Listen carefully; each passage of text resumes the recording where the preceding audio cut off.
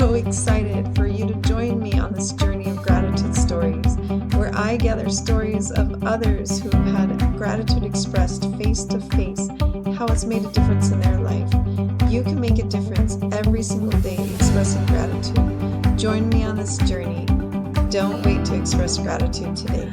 Ciao a tutti, it's me, kpspeaks. Today I have Nina Bullock with me, and she works for Fight the New Drug. And I am extremely excited to have her with us because she does something so amazing for all of us. She fights the new drug. Nina, will you tell us a little bit about what you do and what your passions are? Absolutely. So my job is super long title. I am the Assistant Director of Nonprofit Development. So my coworker Doug and I, we always joke that we are basically just professional beggars because we are in the fundraising role. But bigger than that, with Fight the New Drug, what we do is that we raise awareness on the harmful effects of pornography, and we use that through science, facts, and through personal accounts. We are non-religious and non-legislative because this issue transcends all of that. That's so important. I know my life has been affected. I think everyone's life has been affected by pornography. And that's one reason why I really wanted to interview you. Other than, I think you're totally awesome as well. But so I think probably my favorite thing, and this is going to sound maybe kind of weird. I did not know what I did not know.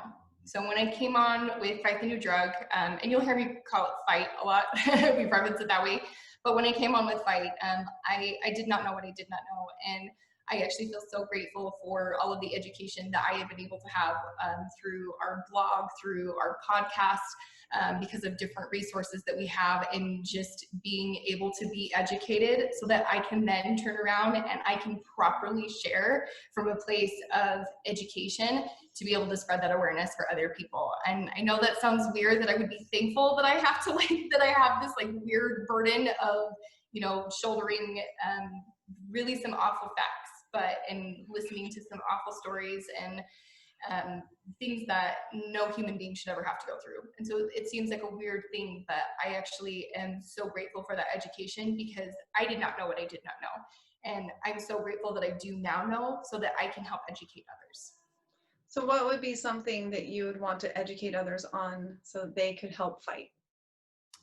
So a lot of people, when they hear about Fight the New Drug, they know about how pornography can affect the brain, right? And how it can affect the heart and how it affects relationships. And a lot of people that we talk to, there are usually personal things, and whether it's their own personal relationships or from a loved one, somebody undoubtedly has been affected by pornography. But one of the things that I especially did not know was how deeply intertwined pornography is with human trafficking.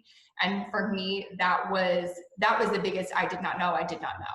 And it's so deeply rooted in that. And Tim Ballard, who is the founder of OUR, he actually gives us shout outs and tells people all the time, this is what's causing it. This is what's fueling it. And so for me, that's something that I wish people had this bigger understanding of, because they view consuming pornography as it being this harmless thing.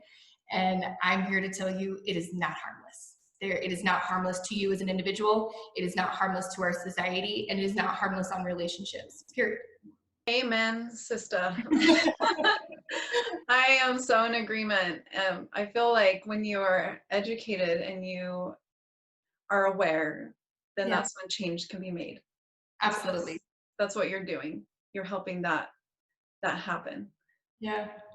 So amazing. I mean, to be able to be in that position, to know that you get to make this kind of change, that you get to bring in philanthropists, you get to bring in people that will donate so that you can help not just spread the awareness of this is going to affect relationships, which affects families, which affects everybody, children, but then also you are helping also save lives and help save those who are being, as you mentioned, in the trafficking, sex trafficking, human trafficking.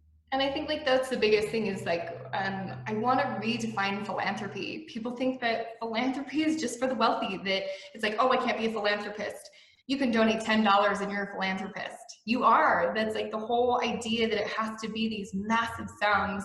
And so not only is like part of what I love doing is like educating people, but it's also educating people on this, that we got to redefine this. We got to take this word and like this idea and this notion that it's like, this is only for the elite. It's not for the elites. You know, we actually just launched a campaign just before Valentine's Day, and it's still going on, and it's Give One. Literally $1, because people think that it's not powerful. And I'm here to tell you that it makes a difference. It makes a huge difference, because think about it.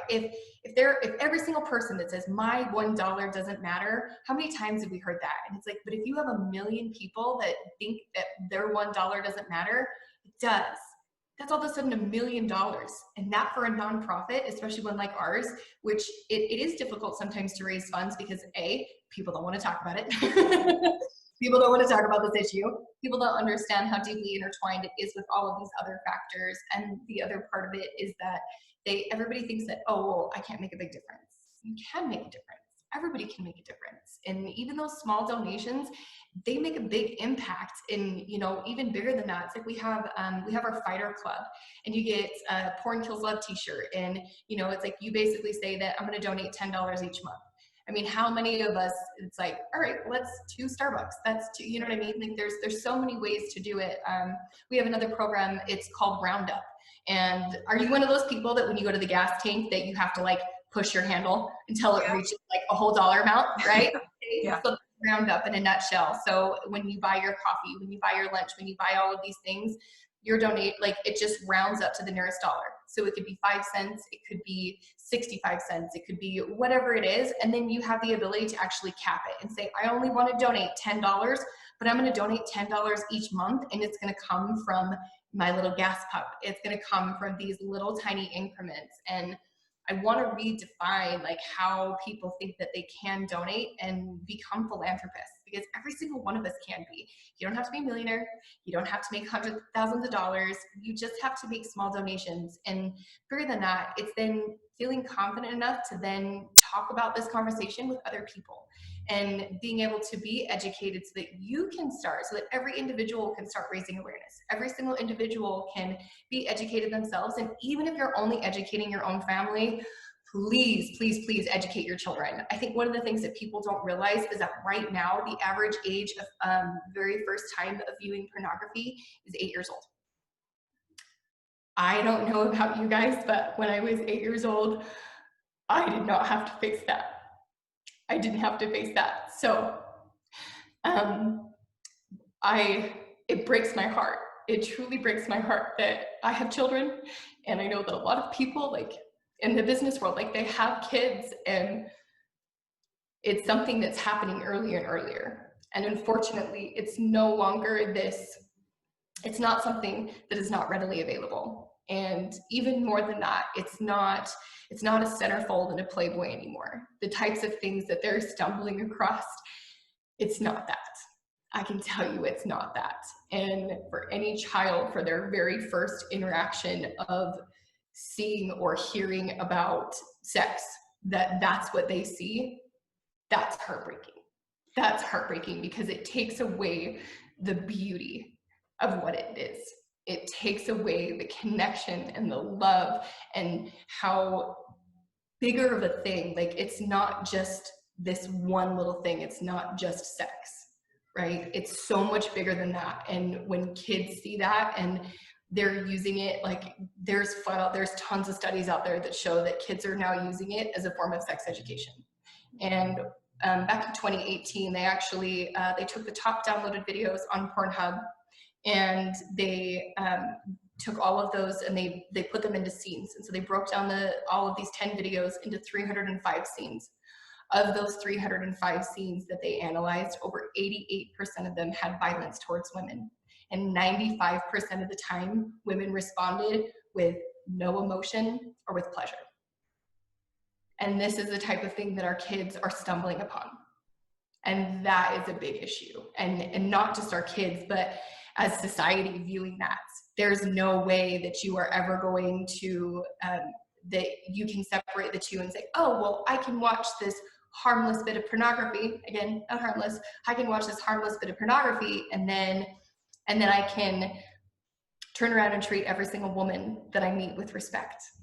I can turn around and walk into my office and treat the same secretary that I've just consumed workplace pornography, even at home, and then show up to work and then not treat her differently. There's no way. It just doesn't happen that way. And there's so many science, there's so much science and research behind this to prove otherwise. And to me, like, that's what's so heartbreaking, is that it's not just affecting the kids. This is a worldwide epidemic. And unfortunately, we as adults, like, we get to have a choice. Kids don't. I completely agree. I personally was very highly affected. As a kid, I helped my dad clean an electric company. So I was a janitor as a little 8-year-old, and back then, this one stall had he would have his calendar. I assume it's a man because it was a woman, but you never know. But I viewed pornography as an 8-year-old, which is very uncommon for someone my age. Yes. I was exposed to it at a very young age.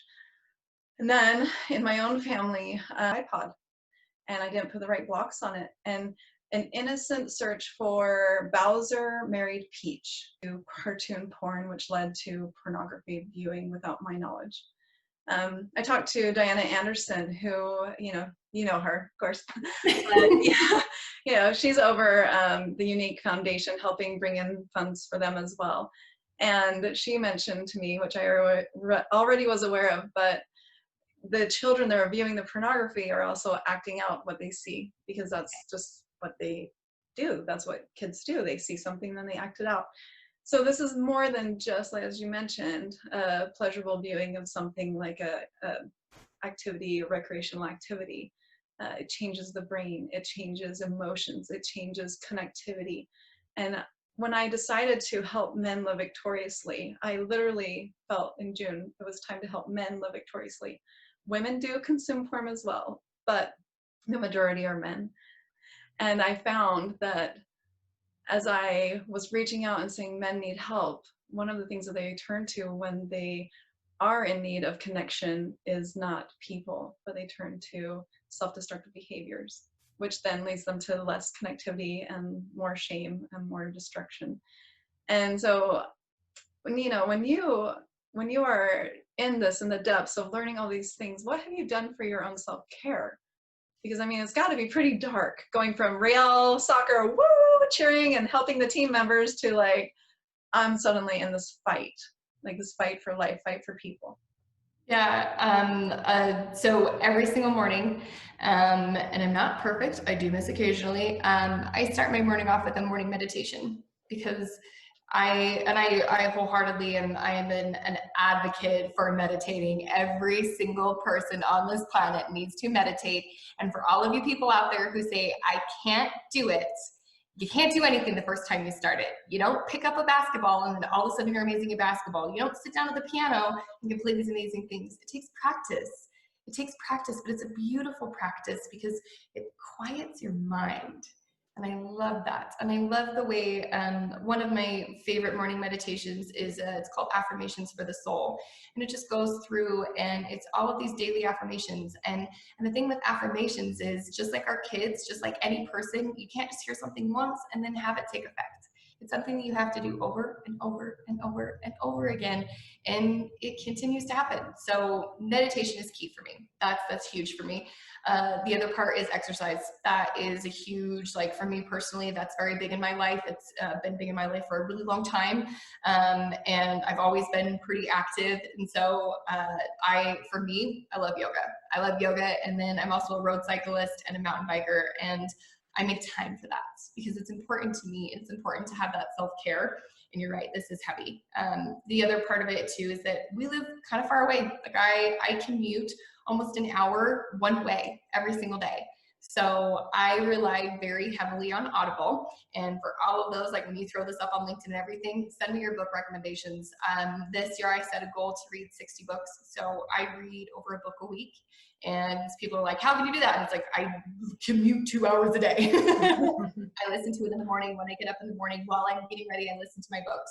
I listen to it on my ride in. I listen to it on my way home, because that is my time where I get to leave work at work And then I get to take this drive where it puts me into a different mindset, to where when I walk in that door, when I go home to my kids, that my kids get to see mom, that I get to take off my work hat, that because even though this is something that is so heavy, I have to be able to leave it here more or less, and then take that long drive to where I get to get myself in a different headspace. And I'm very open and honest and vulnerable with my children. I think that's extremely helpful. There have been several times where I come home and I just feel a little bit more sad. Not even on edge, not angry. I just feel sad. And my two older kids, they know more of what I do. I also have a 6 and a 7-year-old, and those deep conversations have not yet happened for them. And so there's little ones, but they don't fully understand the gravity of it. And my 9-year-old will come to me, and she could just tell, and I'll be like, I just had a really hard day. It was just a really hard day. And she'll come up and she'll hug me, and she's like, it's really hard fighting porn. Like, you know what, honey? Sometimes it is. Sometimes it is hard. But like that moment of like when she can realize like how difficult it is and just come to me from love, like having my 9-year-old come to me from a place of love and give me a hug and be like, it's so cool what you do. It's so cool what you do, and I'm so glad you do it. Like that, to me, like that's so grounding. The other big part of it is this place that I work at. You would think that we have the most amazing culture, and the level of gratitude that I have for every single one of my coworkers is unlike anything that I have ever experienced, and we all feel that way. We have a very small team. So we have over 5 million followers. We have this broad reach. We are everywhere except Antarctica. It's the only place we're not at. So it's like we have a broad reach, and we do it with 12 people. So each of us has these things that we shoulder, but we do it together. It's never alone. It is never alone, ever. And I think that's like what's so beautiful and what's so important, is that we all come together every single day and know that we're fighting for a bigger cause and a bigger purpose, and we're like a family. And I actually used to be, it's funny because my husband's a firefighter, and I always used to be like kind of envious of like how closely knit the firefighters are together. And then I started here, and I'm like, I don't know, I'm good. Like, this is amazing. The level of culture, the level of just authenticity and deep conversations that we have is just out of this world. And it's so beautiful because even though there's 12 of us, that's 12 different opinions. And people think that we all vary quite a bit on our opinions. And we have these deep conversations, but they're all from a place of love and a place of understanding, and with the idea in mind that we're not out to change people's minds, we're just out to have a conversation. And it's really cool and beautiful. So definitely like that self-care and having a great place to come to every single day. This stuff is heavy, but these coworkers of mine make it easy. And so I have one last, I'm very curious to know for you personally, you meditate, you do yoga, and with meditation, usually there's a lot with gratitude. And so I'm wondering what role gratitude has in your personal life and your career as well. It is the center. So love is the center of everything for everything that I try to do. And whether that's home life, work life, everything that I do personally, is that everything has to come from a place of love. And love also begets gratitude. I am extremely, we do thankful journals. In fact, every single morning, my kids and I have the things that we're thankful for. And I started doing it last year, and I've now been consistently doing a thankful journal every single morning for almost a year. And it is one of the most amazing things that I can highly recommend, and to any individual. Have a thankful journal, have a gratitude journal, have something. And I set that's part of my morning routine, is to meditate, and then I get ready, and then I do my thankful journal, and I have my kids do thankful journals, and then we share them out loud, and we say the things that we're thankful for. And having gratitude for all of the things that we have is an extremely effective way to realize just how great your life is, because we do have so many things to be grateful for. And it's so cool seeing my kids from very young ages start in this abundance mindset. because there's so much out there. There's so much abundance of love. There's so much abundance of gratitude. And you just have to be able to remember those things and focus on them. And, I got to be honest, a lot of my thankful journals, I would say probably close to a half of them are being thankful for my husband and my kids. And the other half is, even this morning, my thankful journal was, I am thankful for the supportive women in my life. And I had an entire thankful journal entry about how impactful the women in my life have been and how supportive they are. And what a beautiful way to start your day than to say all of the things that we have to be thankful for.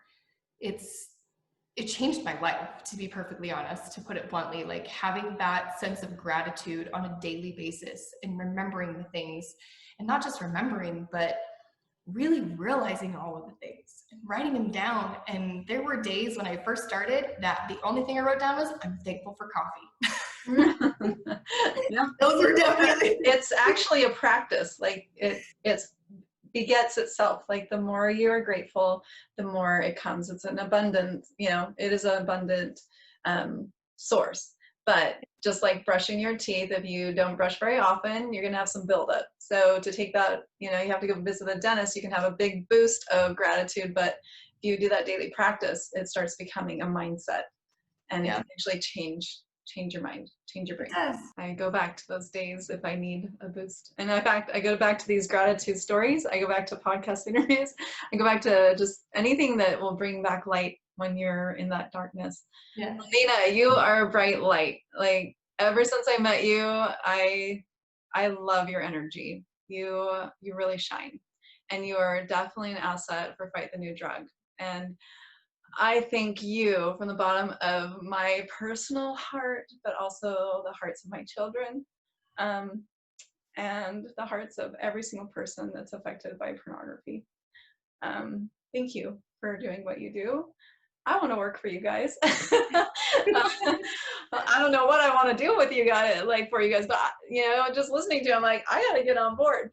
So maybe it's going to be, just, what is that called? Roundup or... Yeah, heck yeah. Sounds like a really easy way to contribute and be a philanthropist. And I just want to thank you for being a guest on Gratitude Stories. How can people get a hold of you if they want to ask you more or recommend a book to you? Ooh, I would love that. So you can email me at nina@fightthenewdrug.org, or you can find me on LinkedIn.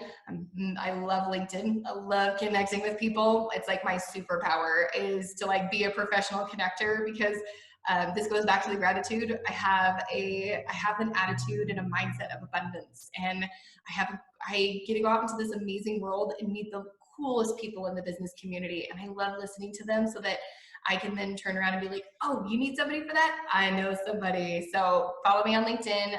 You can find me, it's just Nina Bullock.